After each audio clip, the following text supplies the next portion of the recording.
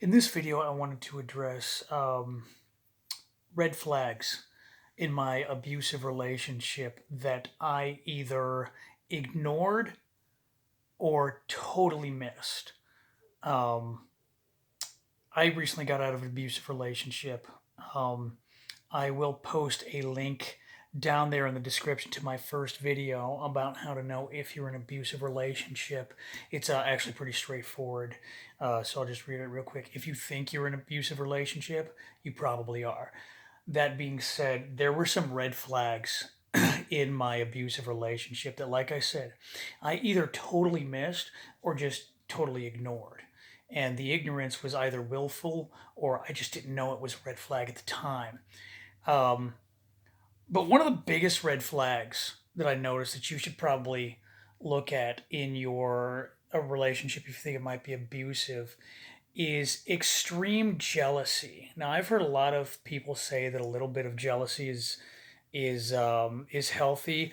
I personally don't believe that. Not with how I live my life, not my philosophy. I truly believe that jealousy is a wasted emotion.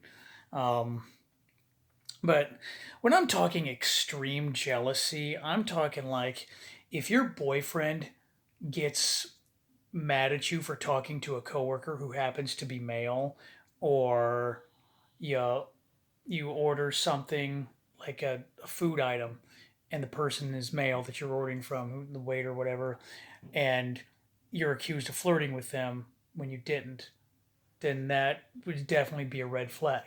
That was certainly the case for me. Was the extreme jealousy. Um, I couldn't even order a McChicken at McDonald's without being accused of flirting with the drive-through girl.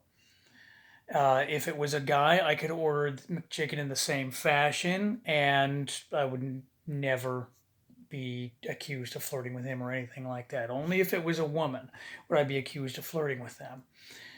Um, Even after that, the jealousy got really bad. When I was in college, I of course had female classmates, and if there was a group project and there were women in the group, my wife would get extremely jealous, wanting to know why I was talking to them, why I had their numbers, and what we were talking about. It The fact that I had male group members' phone numbers didn't matter to her at all. Same group project, but the fact I had the females' phone numbers was a big problem to her. Um, how she handled whenever I would talk about a female classmate or a female coworker. I couldn't even mention that they were a female. If it was a female's name, she would get upset and get jealous and want to know why I'm talking to them. Um, but it got pretty bad with the jealousy. Now, she never assaulted me or threatened violence for me talking to anybody. What she did was she made me feel extremely guilty for doing so, for having any contact with any woman of any sort outside of my family. Um, Throughout this series, you're probably going to see that guilt was her main weapon that she would use.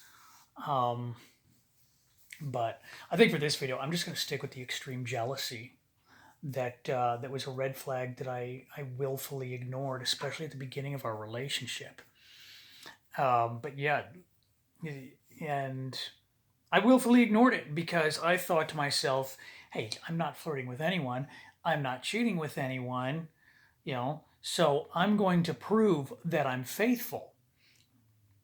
Um, and I did that. Now, when I was in college, there was a woman who, toward the end of my days at the college, she came up to me and had a confession to make that, she had a thing for me, that she had feelings for me. Turned her down. I was happily married. Similar things happened along the way, where a woman would hit on me, tell me something, and I would reject them. This happened a lot when I was working at a bar as a security guard.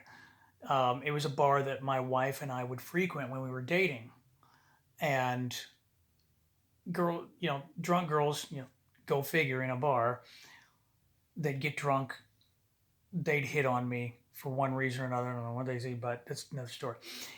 But that's one of the things they do. And even with my wife watching me reject women, she would still get mad at me.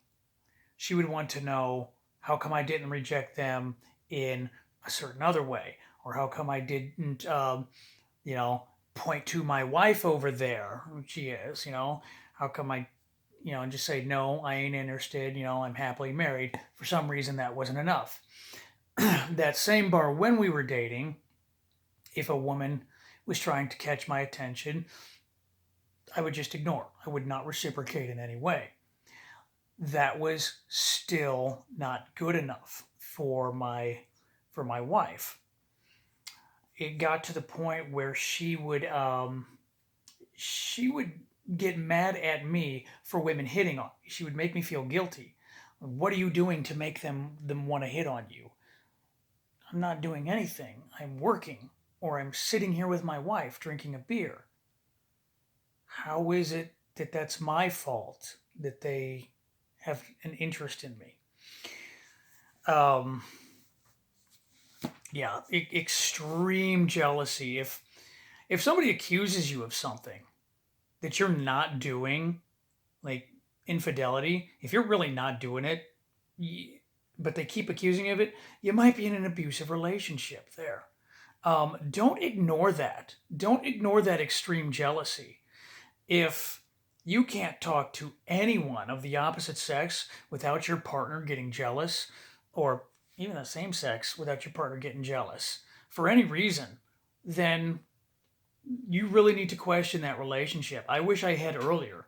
I knew it was a red flag at the time when she was telling me that I was flirting with the drive-through girl every single time. I knew it was a red flag, but I willfully ignored it. And like I said earlier, I'm going to prove to her that I'm faithful. Well, 12 years go by, and it finally got to the point where how long do I have to be faithful before I can prove that I'm faithful? So, folks, big red flag. Extreme jealousy. Not like you might be getting a little too close to this person, but why are you talking to this person when you don't even know said person? Use your best judgment on what defines extreme jealousy. So, I don't know what the next red flag I'm going to talk about is. When I come up with it, I'll let you know. But, yeah. Anyway, y'all take care. And if you decide to get out, stay safe.